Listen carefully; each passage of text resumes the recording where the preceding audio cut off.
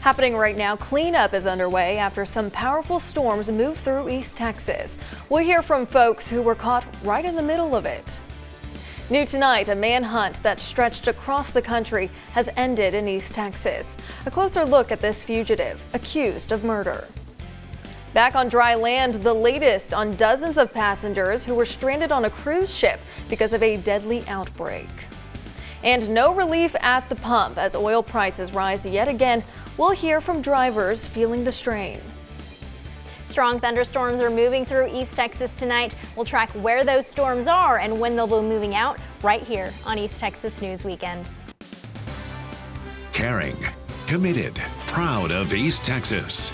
You're watching East Texas News Weekend.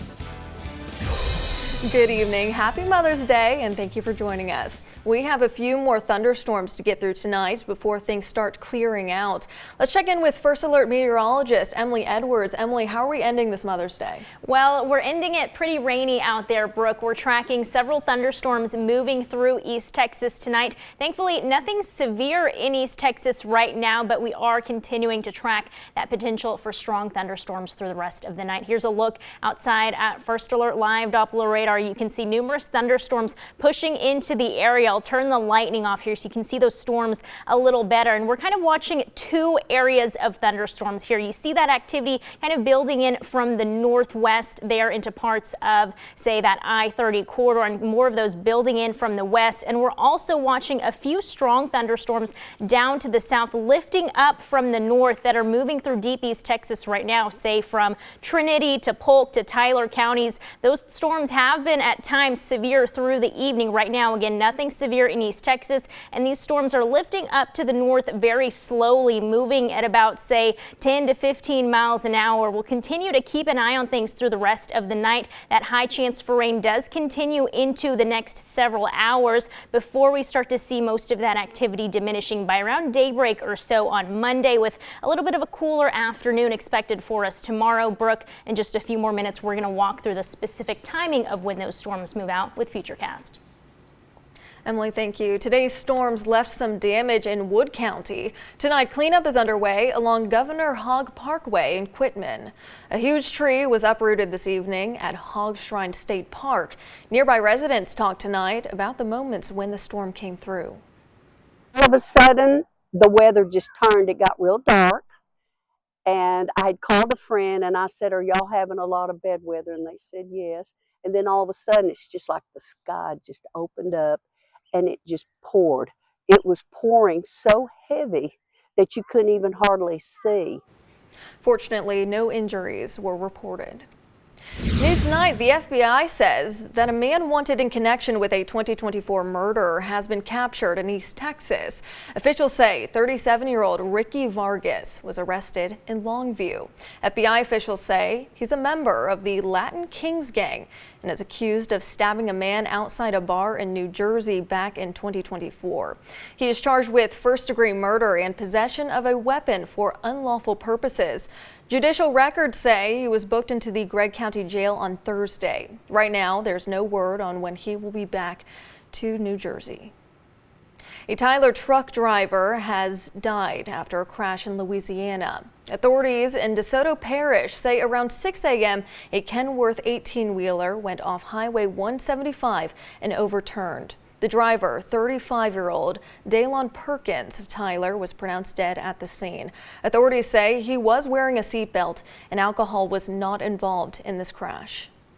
A structure fire in White House led to a backyard shop in ruins and truck damage. Neighbors reported the fire around 7:30 this morning in the 400 block of Gibson Street. A man who lives at the house said they were asleep when it happened. They believe it was something electrical in the shop. Both their truck and the shop were damaged. As of right now, the exact cause of the fire has not been determined. Happening right now, 17 Americans are heading back to the U.S. after traveling on a cruise ship where the hantavirus broke out. The boat is now anchored on the Spanish island of Tenerife. Spain's health ministry says passengers were declared asymptomatic as they disembarked. Dozens of passengers on the virus-stricken cruise ship made their exit today and were brought to shore on small boats. Several nations, including the U.S., Germany, and France, sent aircraft to evacuate their nationals who were on board. This unprecedented operation is going as planned. The ship left port in Argentina on April 1st. Just over a month later, 3 people from the craft died from the disease. We are in touch with the WHO. We're in touch with the international health organizations, including the one in Spain, and we have been providing technical assistance to all of those organizations all the way through. Although several countries will be monitoring passengers, health officials stress the risk to the public remains low. This is not another COVID. Hantavirus infections usually come from contact with rodents where the disease is present, but it may have passed from human to human aboard the vessel, according to the World Health Organization. We're in contact with U.S. colleagues, both in Atlanta, and there are also some here in Tenerife. And they're monitoring everything, and they have made all preparations. They have their plan in place. The ship is scheduled to eventually go to the Netherlands, where the crew will disembark and the boat will be disinfected. Oil prices are rising again as peace talks between the United States and Iran remain stalled. Brent crude, which is the international benchmark, rose more than 3% today to $104 a barrel. U.S. crude also jumped to 3% to $98 a barrel. Prices remain high while nearly all ships and oil tankers remain stuck and unable to travel through the Strait of Hormuz. While Iran is continuing its chokehold on the strait, the U.S. is maintaining a naval blockade of Iranian ships and ports. Rising gas prices are causing travelers to change their driving habits and their daily routines. East Texas News Weekend's Michael Richardson reports on how some are feeling the sting in East Texas. Way too expensive. Taylor Ackerman is spending time in East Texas to take care of family. But the rise in gas prices has created frustration, affecting his ability to help those around him. It's affecting me being able to dash to make money, me taking my father to work, taking my grandmother to appointments for her treatment. Over the last month, AAA says the average gallon of regular gas in Texas has gone from about $3.85 to roughly $4.05. 1 year ago, the average was about $2.74. I would normally put $10, $15, $20 in and it'd get me almost a half a tank, and I could dash 3 days, 4 days, and still take my father to work and have no problems. But with gas being this high, I can't do that. In Smith County, the average gallon of gas costs about $3.94. Drivers are paying an average of $4.02 in Gregg County. In Angelina County, the average is sitting at $4.04. 1 year ago, AAA says the average cost for a gallon of diesel fuel in Texas was about $3.09. That's gone up by about $2. Gerald Corbett has been a truck driver for over 35 years. He says he's paying around $4.25 a gallon of diesel fuel. You can get in an area where it's a little bit higher, but we only buy, like I say, at certain truck stops. Michael Richardson, East Texas News Weekend. AAA says the highest recorded average price of a regular gallon of gas was about $5.02 in June of 2022. Well, folks, a heads up tonight to keep your family safe. A nationwide chocolate recall is expanding due to salmonella fears. Spring and Mulberry is voluntarily expanding its previously announced recall of select chocolate bars due to possible contamination. Products include their Pure Dark, Blood Orange, and Mint Leaf chocolate bars. The expansion comes after a new round of testing in coordination with the FDA. Right now, there have been no confirmed reports of illnesses. Also a heads up, if you're a dog owner, Albright's Raw Pet Food is recalling some of its chicken recipe for dogs due to a possible salmonella contamination. The products are sold in 1-pound pouches. The lot code and best by dates are on your screen now. They were sold directly to consumers nationwide. So far, no cases of illness have been reported in connection to the recall. If you have any, do not feed the food to your pet and throw out any unused food. food. You can also contact the company for a refund. To a traffic alert. If you drive on Real Road in Longview, you'll be seeing some changes starting tomorrow. The city says the current one-way lane will be closed tomorrow. Traffic will be directed to travel eastward on a newly built lane. This change will be in effect until construction is done, and the switch is set to happen at 6 a.m. The hype is building. Michael Coleman has a preview of the NBA Draft Lottery. But first, a trip back in time for some Texans. Their reflections on one of the deadliest tornado outbreaks in the state next on East Texas News Weekend. Well, we're tracking storms moving through East Texas tonight. We'll talk about when those move out of the area coming up. But first, let's take a look at how we stacked up for the day. Temperatures started off in the 60s this morning. We made it into the 80s this afternoon. Your first alert forecast is coming up. First Alert Weather is sponsored by Texas Spine and Joint Urgent Care Longview.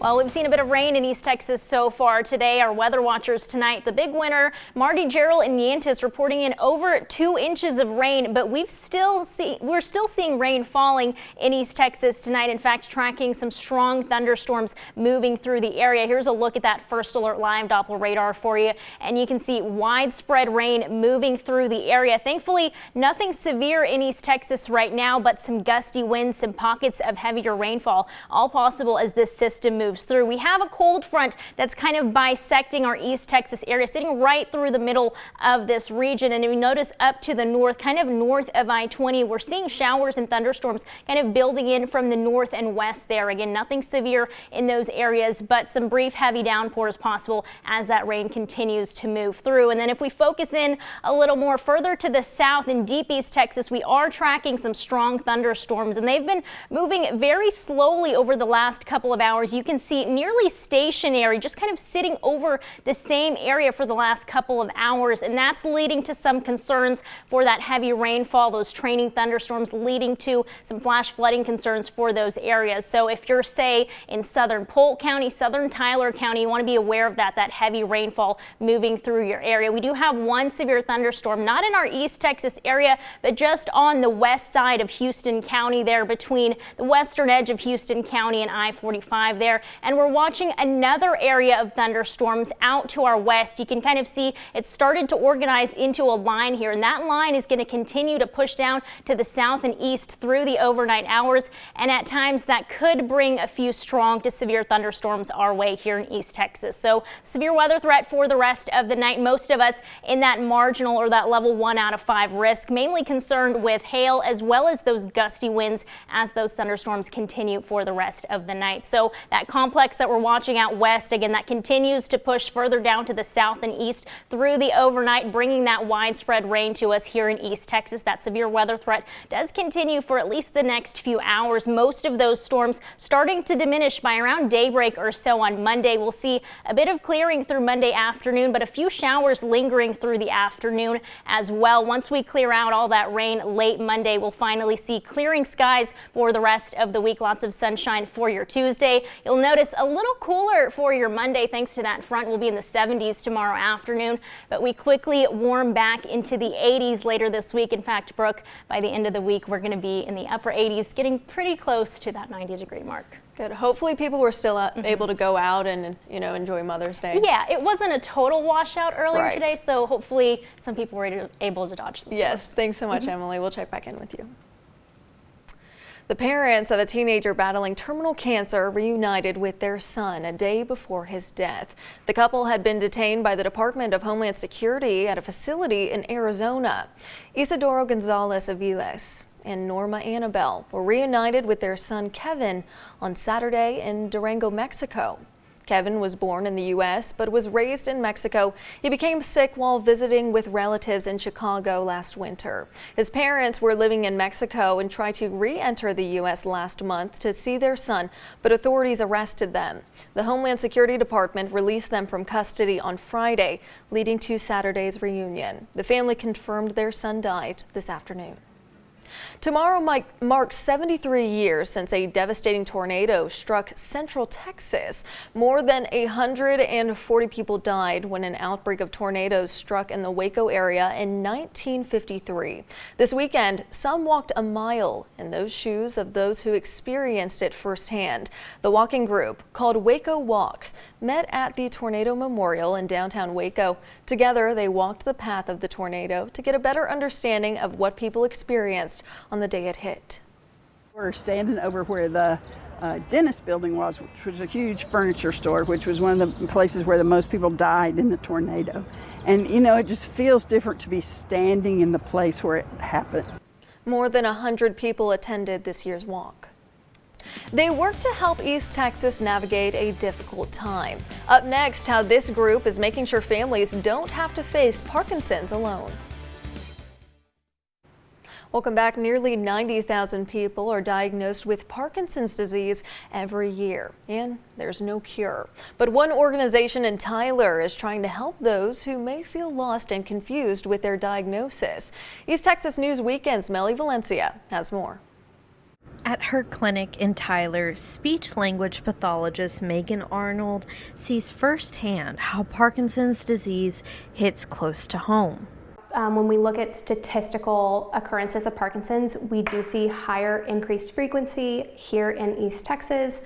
Parkinson's disease often occurs in individuals over the age of 60. Arnold knows how important it is to support those living with the disease, giving them tools, community, and early intervention.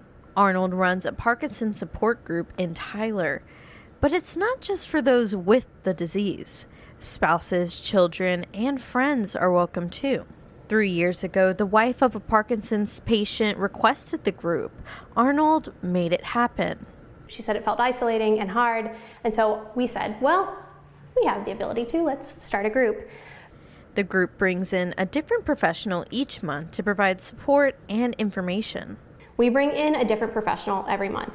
So we've had an elder law attorney, an occupational therapist, a moving specialist, we've had several movement disordered specialists. Arnold says the power of the group goes beyond what any medical professional can offer alone. You know, as a medical professional, I can be there and I can support you and I can meet you where you are, but I'm not going through what you're going through. That shared experience, Arnold says, is what makes the community so valuable. Melly Valencia, East Texas News Weekend. If you or anyone you know is interested in the support group, it meets every third Tuesday of the month at Green Acres Baptist Church from noon to 1 p.m. and it's free and open to the public. The NBA draft lottery is decided. Here, who will get the top pick of next month's draft. While on the court, see why this NBA superstar was ejected from the game. Michael Coleman has the breakdown next. Also, a check on the Texas Major Leagues. Sports is on deck. Stay tuned. East Texas Sports, sponsored by Kilgore College. Put KC to work for you. First off, happy Mother's Day. If I had my way, every day would be Mother's Day. Moms watch sports too. In the NBA, winning the draft lottery in terms of getting the top pick, Washington Wizards. They had a 14% chance. It's their first lottery win ever over the past 7 years, followed by Utah, Memphis, and Chicago. Remember last year, of course, the Mavericks won the lotto and produced the NBA Rookie of the Year from Duke, Cooper Flagg. All right, Victor Wembanyama, hype, didn't last long. Western Conference semifinal against Minnesota. Spurs down second quarter. Carter Bryant of the Spurs misses. Wemby fights for the offensive rebound, taking on Naz Reid and Jaden McDaniels. Wemby connects on a swing to Reid's neck with his elbow. Y'all thought he was soft, didn't you? Reid drops. He's called for a flagrant foul. Wemby is. Penalty 2 means he's ejected from the rest of the game. T-Wolves, they even the series 2-2 in the 114-109 win. If Wemby had played, you know the outcome.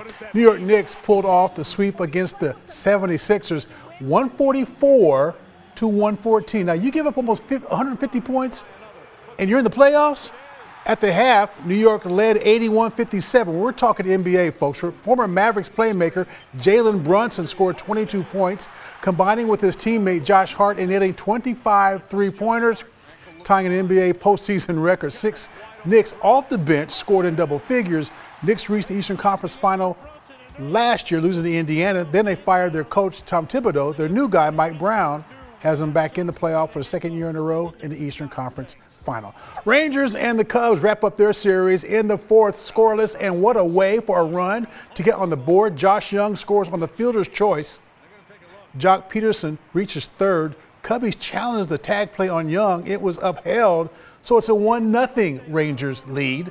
Then the Rangers, they challenged a call of a play at first, still in the fourth. That call upheld. Best way to get a call, do what Evan Carter does. In the eighth, he jacks a 2-run home run. No questions here. Rangers shut out the Cubs 3-0, taking 2 of 3. Meanwhile, the Astros, they trail 3-0, bottom of the fourth to the Reds. A run walks home, makes it 4-0. And then in the fifth, Spencer steers a solo shot off of Cody Bolton for the 5-0 lead. The Astros under 500. They lose twice to Cincy. Now, when we come back, and we're going to be back, we're going to talk more baseball. Perfect. Okay. You know, we'll be right back. First Alert Weather is sponsored by Texas Spine and Joint Urgent Care Longview.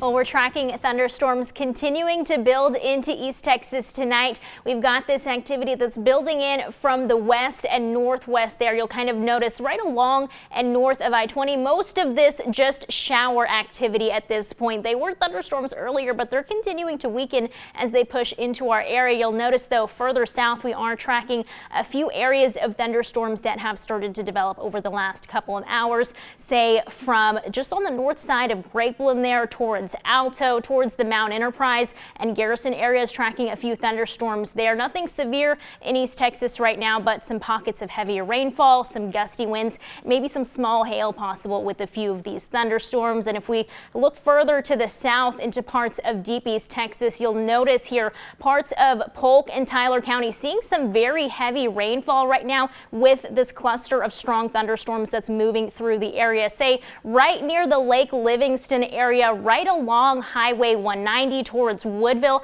That thunderstorm has been sitting over that area for quite a while now. Earlier it was moving up to the north very slowly, but you can see here it's just been dropping a lot of rain over that area. So again, keep in mind that heavy rainfall could potentially lead to some of those flash flooding concerns for us. And we've got more rain on the way as we head into the rest of the night. If we zoom things out a bit here, I know there's a lot going on, but we're tracking more of that rain building in from the west. You can kind of see these storms out to the west of us in parts of central Texas have kind of started to organize into a line there, and you can see right along that line those yellow polygons, severe thunderstorm warnings in effect for that area, and that line continues to push off to the south and east. So we'll hang on to that chance for rain through the rest of the night. You notice the purple there, that's a severe thunderstorm watch outside of our East Texas area right now, but we will hang on to at least a slight chance for a few strong to severe storms through the rest of the night. So here's Futurecast for you. All of that activity continuing to push in from the west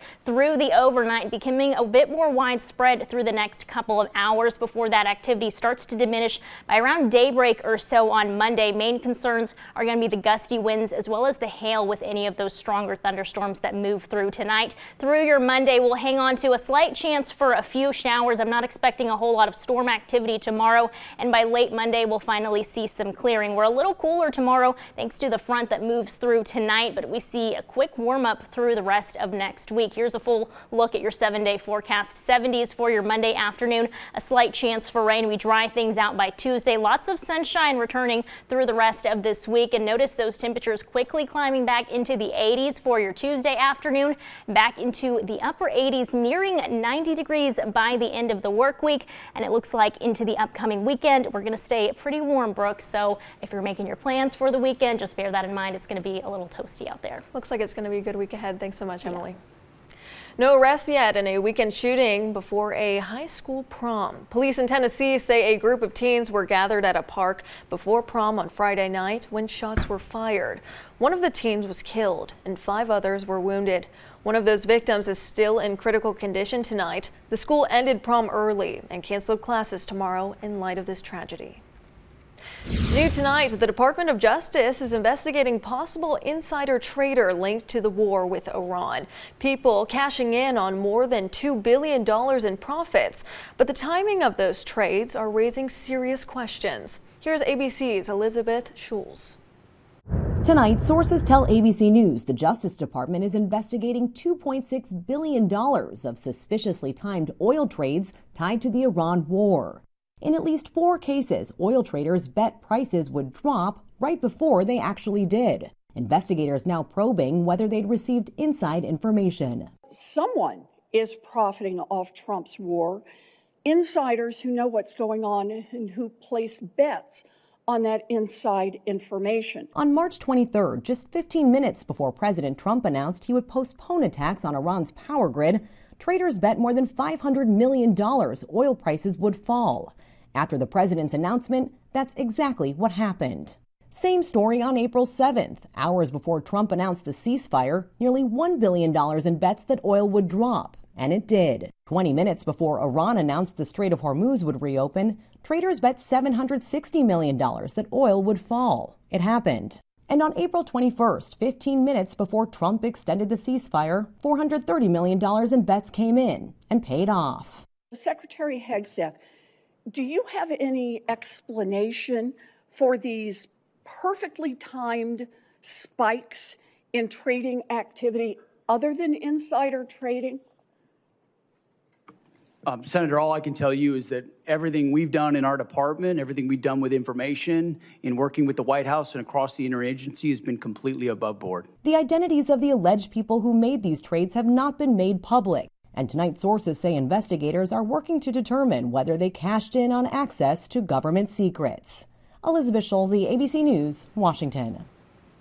Take a look at this. Speed is believed to have been a factor in a crash that left a motorcycle hanging off a traffic light in Vancouver. You can see it there. Officials were called after reports of a crash between a car and a motorcycle. The rider sustained serious but non-life-threatening injuries and was taken to a hospital. The driver of the car was not hurt. President Trump is headed to China, and Congress returns just in time for National Police Week. Washington correspondent Katrin Asaf has your week ahead in Washington. In what is expected to be a high-stakes meeting between 2 global superpowers, President Donald Trump is headed to China this week for a 2-day summit in Beijing. Trump is set to meet with Chinese President Xi Jinping to discuss the 3 T's: trade, technology, and Taiwan. But the backdrop of the war in Iran will loom over their conversation, potentially slowing any forward progress Trump has promised.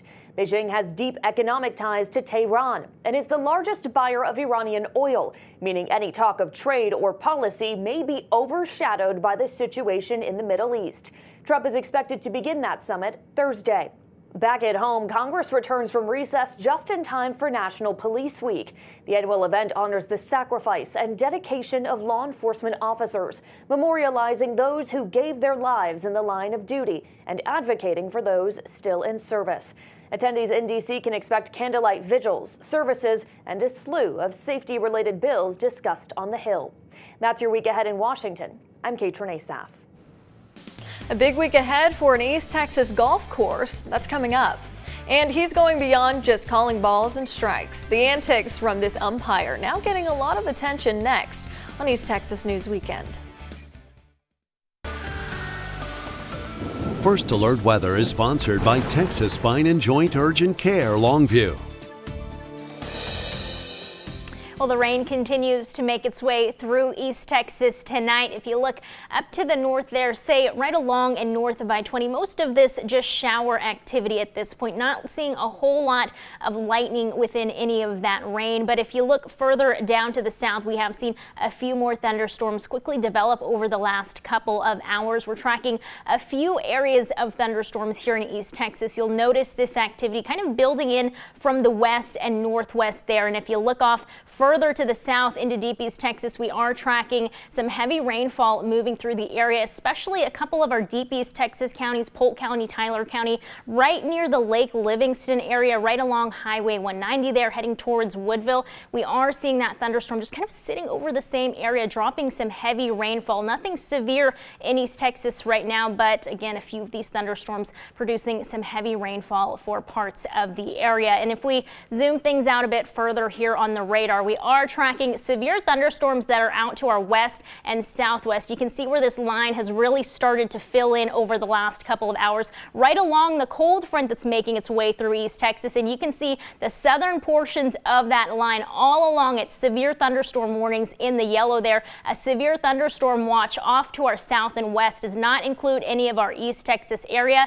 And that severe threat, while not zero for the rest of the night, it is generally lower than it was earlier this evening and earlier this afternoon. So for the next several hours, we'll continue to watch this activity kind of out to the west, continue to build into East Texas at times, producing some brief heavy downpours, maybe some gusty winds, some small hail, but that severe threat, again, pretty low for the rest of the night. Now here's Futurecast for you. We'll watch those storms continuing to build in from the west over the next couple of hours. If you hear any of that thunder through the night, just be aware those storms moving through the area, continuing through about daybreak or so on Monday before we start to see most of that storm activity coming to an end for us. But we'll at least hang on to a slight chance for rain through the day on Monday. A few showers possible, especially through the morning hours, lingering into the early afternoon before we finally start to see quite a bit of clearing later in the day on Monday, with skies eventually turning partly cloudy to even mostly sunny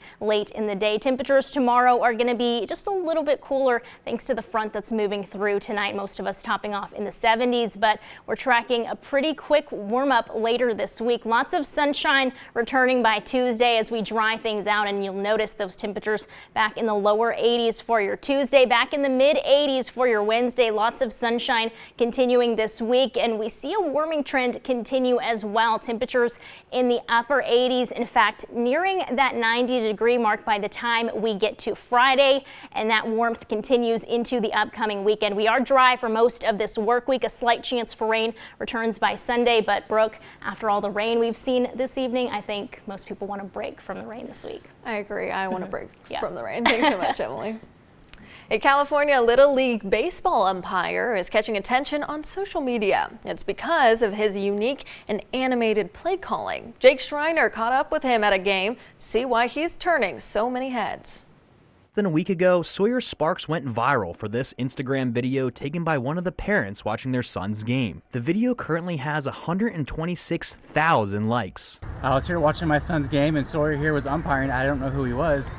And my wife wasn't here yet, so I was texting her she was asking about the game, how our son was doing. It's like, he's no action yet, but you know what? This umpire is really killing it out there. That was when Justin took a few videos of Sawyer to show his wife, then decided to post a video to social media that soon went viral. And the next day, just the views and comments and messages I've been getting from this kid, it was like amazing. Before the game, I had a chance to chat with the viral umpire. The reason why I run around the field is so that way, since I'm the only umpire on field, I want to at least make sure I get the most accurate calls as possible.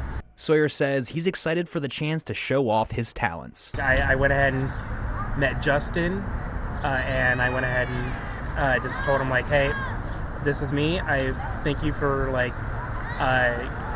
giving my voice, or getting my skills out there, showing everybody what I can do. And it just makes it more fun for those kids. Later this week, former professional athletes will come to East Texas. When Michael Coleman rejoins, he explains why your childhood heroes will be in the area. And we'll have a look at an annual classic car show that brought out the best set of wheels you'll ever see. We'll be right back. East Texas Sports, sponsored by Kilgore College. Put KC to work for you. If there was ever a day this week to take off from work, Tuesday. Tell your boss I got something else to do. A golf gathering like no other here in East Texas, a celebrity sports golf tournament that benefits the Texas Warriors girls softball team. Now this event enters its third year with appearances from former pro athletes at Tempest Golf Club in Gladewater. And for the team they get to interact with, big-time athletes who still have a soft spot for hometown charities and kids. I think it's good for East Texas. We've lived in Longview now, my family, for 12 years, and we moved here from Houston.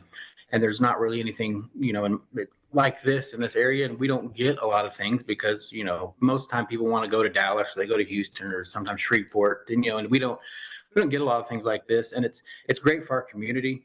We've got a lot of sponsors in this area that are contributing. We've got out of Longview, we've got places like Jaggers on the right side and Cargo that are feeding these guys, and they're staying in local hotels, and they're there's a lot of money being pumped back in our community, not just raising money for the girls, but just being in and around town, and the publicity for some of our local establishments.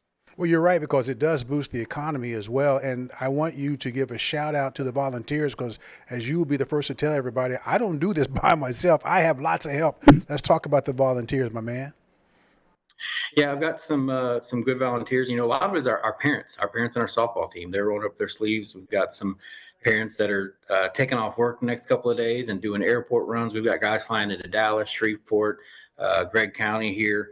We've got guys coming in from all over, and our parents are a big help. I've got some friends here in town that are helping out with it's a lot of errand running.